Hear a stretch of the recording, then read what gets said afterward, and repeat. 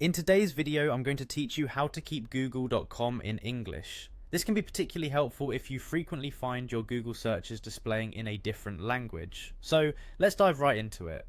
First, open your Google browser. This process is going to be very simple and straightforward, and it doesn't require any significant technical skills. Once you're on the homepage of your Google browser, look up to the top right corner of your screen where you'll notice three vertical dots. This is what we call the More button.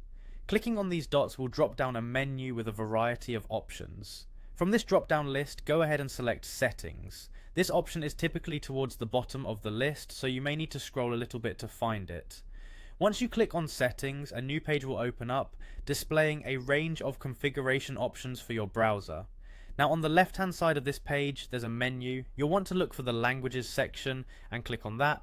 Doing so will bring you to the language settings for your browser. Here's where we'll make sure that English is the preferred language for displaying google.com.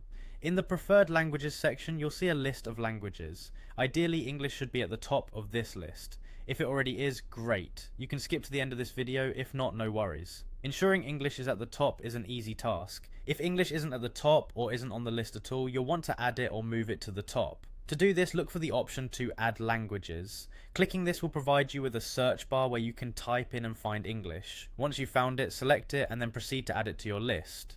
After it's been added, ensure it holds the top spot in your preferred languages list by dragging it up or using any available options in your settings. And there you have it. By following these steps, you've ensured that google.com will consistently appear in English. This applies not only to your searches but also to other interactions and interfaces connected through your Google browser. This setup is advantageous for those who are more comfortable navigating the web in English, regardless of where they are in the world. So, whenever you find something on Google that pops up in a different language, just follow these steps and you're all set. Thank you for watching, and I hope this guide has been helpful. Make sure to subscribe for more useful tips and tricks. Until next time.